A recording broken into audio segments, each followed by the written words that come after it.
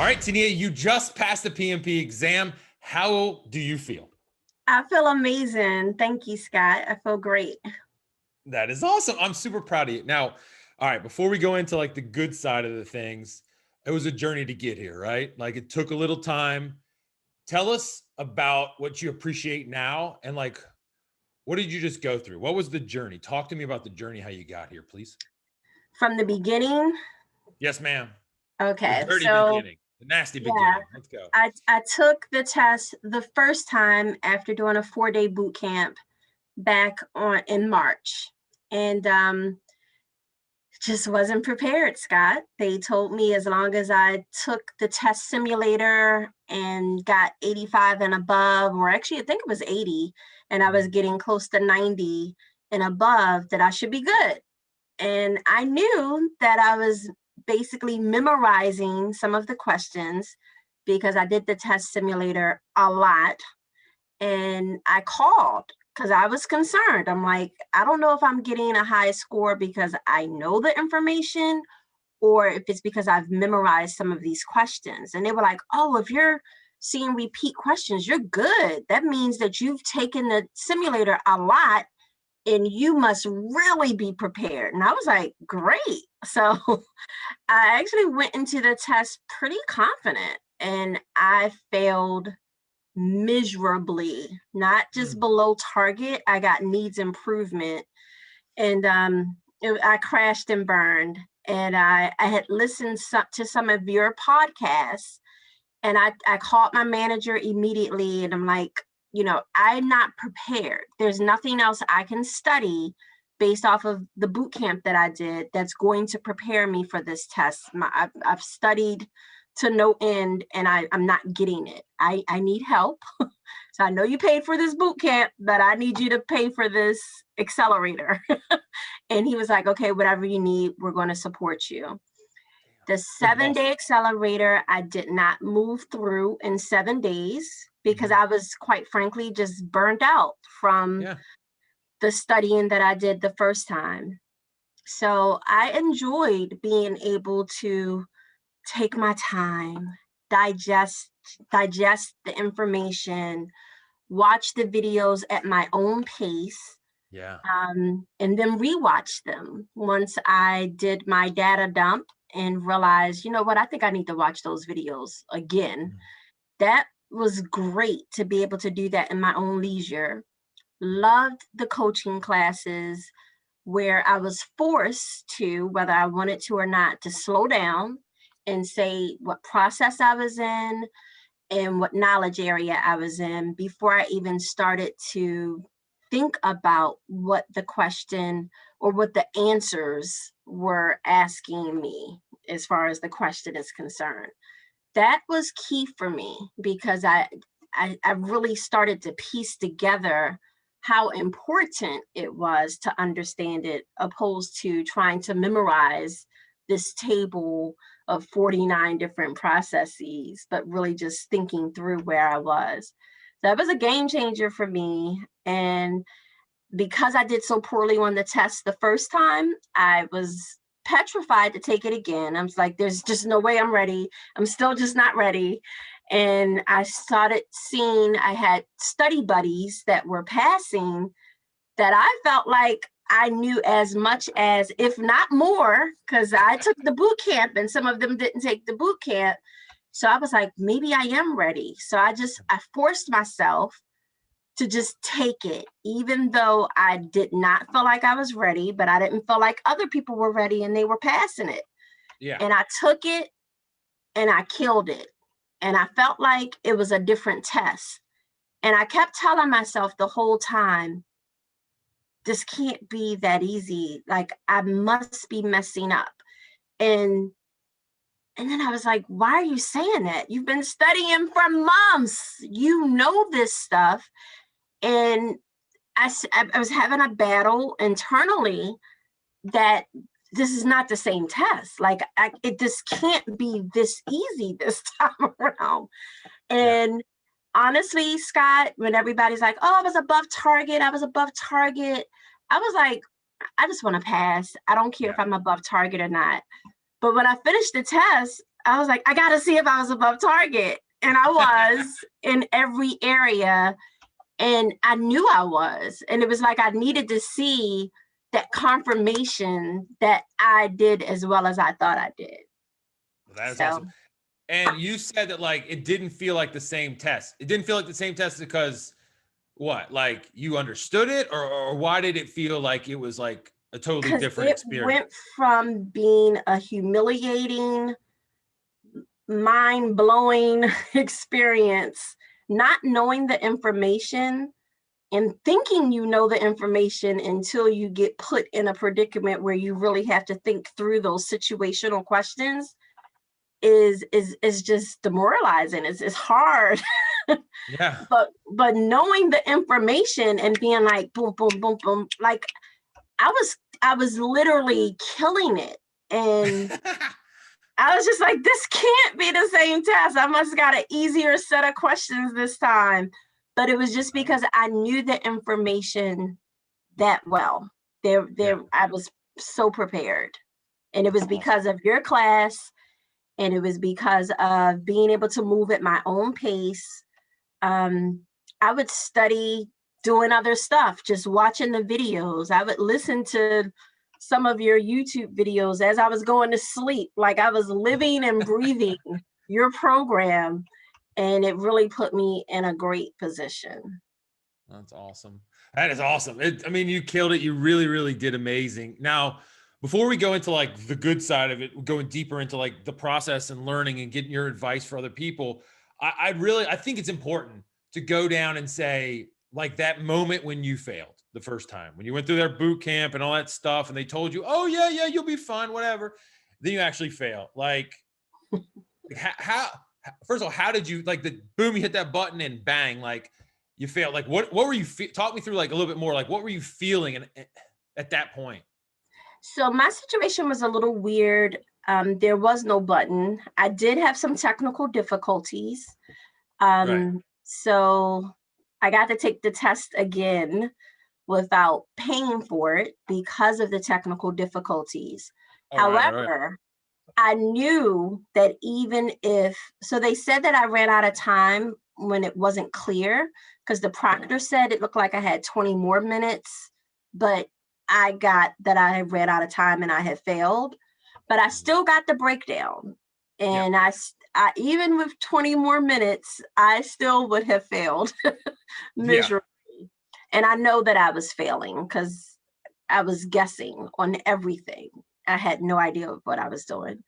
So that was just hard because I've had other people in my department pass on their first try. So I was like, well, I just wasn't ready. Did you So doubt yourself? I doubted myself. I'm not a spring chicken. I haven't been in school in years. This is my first time studying for anything in years. And I was like, maybe my brain just doesn't work anymore. So, yes, I definitely doubted myself and my capabilities. I work in a PMO office where my title is project manager, and we do some project management work on the traditional side, as well as, well, we help with portfolio management on the traditional side. Cool. But the dashboards that we create in order to support that portfolio management is an agile environment. So I felt like this stuff should have been kind of natural to me. And I felt like I should have known some of this information, Yeah. but I didn't. I didn't know the traditional methods, the terminology. I didn't even know there were so many different agile methodologies. I thought it was all Scrum. I didn't Yeah. know until I got to studying it. So That's it awesome. was great. I've learned a lot, and I think that it has truly put me in a better position on my job. And I am the first person to pass the new PMP test. Everyone else There that you go. passed it was the old test. So I'm looking forward to expanding my now that I know my brain works again, I'm ready for the next certification. I think I might do something else with Agile. So we'll Oh, well, see. don't worry. We got ACP coming up, so we'll get you into that. So that's cool. So I like the fact that you question yourself, like, can my brain take it in? Can I do that stuff? Like, and you broke through and you did it. Like, day one, when because you got to give yourself a lot of credit for bouncing back, right? Like you down a little bit, you bounce back. Day one, when you started watching the videos and you started like slowing down and doing those things, like what was going through your head? Like, did things start to make sense? What was going on when you started hearing things explained a different way? Honestly, Scott, I had a lot of internal things going on. Yeah. I had to watch the videos more than once because there were a few times I watched the videos. I was like, I know this stuff already. I know this. I learned this already. Right. And then I would test myself and I'm like, I don't know it. So I would watch the video again and I had to tell myself, you need to pay attention because you don't know this stuff. That's why you failed. So why you Okay. think you don't need to pay attention to this video? I don't know. So I had to like really force myself to pay attention. And it was like I had a general grasp of the information, but then it would start, I'm like, oh shoot, I didn't know that. I didn't know there were high level risk included in the charter. I just thought the charter was a description. I was Yeah. like, oh shoot, I need to pay attention. I don't even know what a charter is. So once I got over myself and thinking, oh, Scott's program's great, but some of this stuff I already know, and really pay attention, then the slightest things made a huge difference in making me realize you can't just have a general understanding of these processes and these knowledge areas. You really need to understand. So when the ITLs come into place, oh yeah, you would need to do an analysis on this, or oh yeah, this is why you need this for that. So once I got over myself and really started to pay attention, your videos really clicked. Like I found the first time around, I found myself like, I don't need to watch the case story because I watched the video. But once I really started to put all of the pieces of the puzzle together, watch the case stories, things just really started to click because I had a thorough understanding and not just a general understanding of what was being taught. So That's awesome. That's awesome. And so there's people out there that are probably in the spot that you were. Like they, had done a boot camp, or they see that like, oh God, there's a boot camp. How the heck can I learn in that quickly? And blah, blah, blah. Do I have to memorize all this stuff? Like, what's the big message you want for them? Do they have to memorize stuff to get their PMP, or should they memorize stuff? What do you think? I still don't have all the stuff memorized. I just have a serious understanding of it, and I didn't even try to memorize it. Like I said, I knew my memory. Well, I don't have the best memory, so no, I don't feel like you have to memorize it, but you do have to dedicate yourself to understanding the information. And listening to some of my classmates in the coach classes, a lot of times I would hear them say, well, I'm just so busy at work. Well, my philosophy is, especially if your job paid for you to do it, this is something they want you to do. So make it a priority. The job is not going to not get done if your manager has paid for you to do this and you tell him, hey, I need 3 hours today set aside. I have to study. They're not going to say no. They're going to be glad that you're actually making this a priority, especially if they paid for it. I love it. I mean, I love the way you controlled your mind and that you made it practical, and you share with it. Did you talk to yourself to say, hey, like, it seemed like there might be a little bit of like baggage or ego that you had to get over? I mean, am I interpreting that wrong? Did you have to get over ego a little bit? Absolutely. Absolutely. Because it was just, it was weird. Like a part of me is like, I just don't even think I could do this. And then a part of me was like, I know this stuff. So it's just so crazy that I'm watching this video that's teaching me something I already learned. And I'm like, you don't know it. That's why you failed the test. So yeah, it was a little bit of ego, a little bit of baggage of wondering if at almost 50 years old, if I could learn this stuff again. But I got over it, and I'm forever grateful that your program was able to help me through this. Man. And to that point, like these are like bittersweet. Like I am happy for you, obviously. Like we had a goal, we accomplished the goal, check in the box. Yay.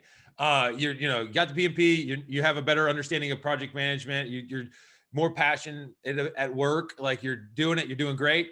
And the cool thing is like, this ain't the first time we talked, because like the coaching calls, you're always in the coaching calls, and I could always like rely on you. Like maybe I should have told you more, but like you were always there to like for like positivity, and you always like had a good perspective. Maybe you didn't know the answer totally, but you were willing to take a swing at it and give opinions and stuff. So what role did you think like the coach, or what, describe to me like how, like the first time you went to a coaching call, what was it like? What did you think? Like, how did it help? Talk me through that if you don't mind, please.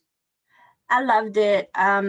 Especially the smaller groups. I mean, your group is great because I like hearing from you, but the smaller groups are great because, for one, you get to answer questions more often. Yep. And for two, if it's a subject that you think you know, it just really helped me get a better understanding of what I was doing wrong. Because even when I started to get a little more confident, I would read a question and I would automatically say, okay, this is agile. So let me look for the agile answer. That wasn't always the right thing to do. There were some hybrid situations that you couldn't just 100% rely on the fact that you know this is agile and you know this is going to be an agile answer. I learned through the coaching, pick the best answer, period. So if it's a hybrid question and it could be either way, and this traditional answer is the better answer, and there's a reason behind it being the better answer, go with that. Don't just automatically say, well, nope, it's agile.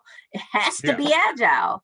So the coaching helped me a lot understand, because I'm a very literal person, and which is good in some cases and not good in others.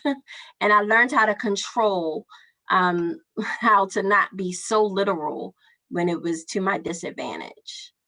I understand. And then some of the things like you said, like in areas where you felt good, it's kind of like you get the ability to teach in a sense, right? Like as a student, did you feel that, or not? Like you get to explain, like you're always forced to explain. Like I don't have a lot of, we have rules, but it's very flowing. But our goal is to have the students explain, and then we correct and guide, and not just like, you got it wrong, get it right. It's like, it's called Socratic method. Like you ask questions and bring them along. But like, did you find that you were able to kind of get in there and kind of get your hands dirty and try to explain stuff? Did that help you, or what? Yeah, especially towards the end, once my confidence level kicked up a notch. And again, the coaching just helped out, because there were some times when I like thoroughly explained an answer and they would click on it and be like, boop, it's wrong. But the coach would still say,